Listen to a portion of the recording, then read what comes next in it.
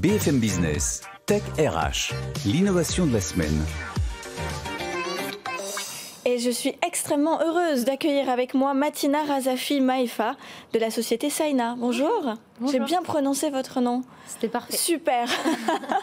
Alors justement, Matina, expliquez-nous ce que vous faites, parce qu'en fait, vous êtes en train de révolutionner à la fois le recrutement, les ESN, les freelances, la formation.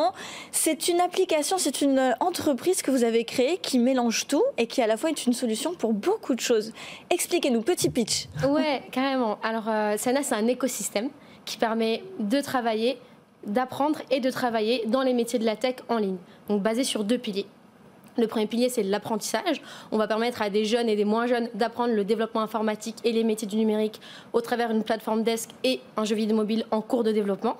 Mais notre grande particularité, c'est que quand les apprenants ont validé des compétences, on leur permet de commencer à gagner de l'argent en ligne sur des micro-tâches informatiques qui sont demandées par des entreprises à l'international. Ok, alors ça allait être ma question justement, parce que ça veut dire qu'ils ne sont pas en train d'apprendre sur des projets concrets. C'est d'abord, il y a une phase d'apprentissage. Oui. Et ensuite, une fois qu'elle est bien validée, là, ils peuvent faire ces micro-tâches payées. Effectivement, mais dans la partie apprentissage, on met énormément l'accent sur les projets pratiques. Comme on a du coup une connaissance du marché, on sait vers quoi on va les amener, on sait vers quel type de tâches ils doivent aller. Donc dans la partie formation, déjà dans les projets pratiques qu'ils doivent faire, c'est déjà des projets qui vont être ressemblants dans la partie travail Saina Work. Donc en fait, il y a une vraie continuité et c'est là aussi la gamification. À chaque étape, en fait, à chaque niveau, il y a des projets plus complexes et donc forcément des tâches rémunératrices qui sont plus rémunératrices car plus complexes. Comment vous arrivez justement à découper ces micro-tâches? Il y a un lead dev justement qui vient et qui regarde le projet et qui dispatche ensuite en fonction des étudiants? Oui, en fait, on a un processus qui est très complexe au niveau de Saina Work. C'est ça qui est intéressant. Oui, exactement. C'est un peu la sauce secrète de chez Saina. Mais ce qui est important de savoir, c'est que nous, on va toujours partir de la base du marché. Qu'est-ce que le marché demande? Et aujourd'hui, par exemple, on a énormément de WordPress qui sont demandés. Oui. Les WordPress, c'est 53% des sites internet sur le net, et en même temps ce sont des tâches qui sont pas très complexes, ce sont des tâches qui sont abordables pour notre communauté, qui permettent de grandir. Donc on va dire qu'on a tout un process de découpage.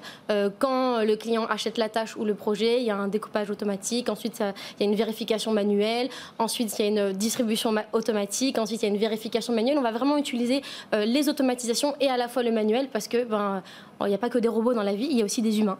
C'est sûr. Et justement, alors il y a la même personne qui arrive et qui accueille le projet du client, qui s'occupe de toute la partie run, la partie dev, ouais, et ensuite qui livre. Donc on est surtout sur la même personne. Parce que je pense que c'est important aussi pour rassurer vos futurs clients, ceux qui nous écoutent, de savoir qu'ils vont avoir quand même un service de bout en bout. Ouais, en fait, on a un tech copilot qui s'occupe du client de bout en bout, mais derrière, il y a plusieurs personnes à chaque étape clé, parce que chaque étape est un métier en particulier. Le front dev, le back, oui, ok. Exactement. Donc on a un seul interlocuteur pour le client et différentes personnes qui travaillent derrière.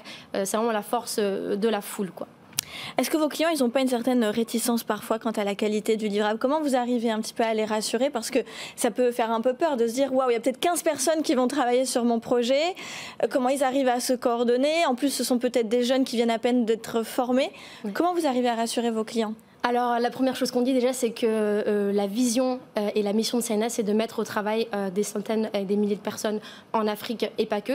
Donc, quand l'entreprise vient travailler avec nous, elle vient chercher aussi un impact. Et c'est ce que les entreprises aiment, parce que grâce à nous, elle permet de faire travailler des dizaines, j'espère bientôt des centaines de personnes qui n'auraient jamais eu accès à ces opportunités. Parce que malheureusement, quand on est en Afrique, on a beau avoir les bonnes compétences, mais si on n'a pas le CV, et c'est d'ailleurs valable dans plein d'autres pays, quand on n'a pas le CV, qu'on ne vient pas de la bonne famille, quand on n'a pas le bon background, on n'a jamais accès aux opportunités. Et nous, Saina, ce qu'on fait, c'est qu'on a supprimé la barrière du CV, on a supprimé la barrière des entretiens, et c'est uniquement les compétences que vous avez qui vous permettent d'accéder à des opportunités de travail. Après, oui, parfois ça peut être stressant pour les clients, parfois c'est difficile parce que comme dans toutes les ESN du monde, il y a des problèmes de delivery, il y a des problèmes le gars il est parti, le gars il est resté, mais notre force c'est dans la transparence. On essaie vraiment au maximum d'être transparent avec nos clients en disant là, la personne est partie, là on a eu une catastrophe naturelle à Madagascar, c'est ce qui se passe.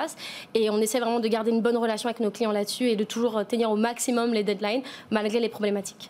On aime beaucoup les gens brillants comme vous dans Tech RH. Merci infiniment de donner beaucoup de sens aux entreprises de la tech et donner aux opportunités justement des personnes en Afrique et qui n'ont pas le CV qu'il faut pour trouver du travail. Bravo pour ce que vous faites. Vous êtes la première start-up malgache sur Tech RH. Merci. À avoir en plus levé des fonds. On vous souhaite beaucoup de succès.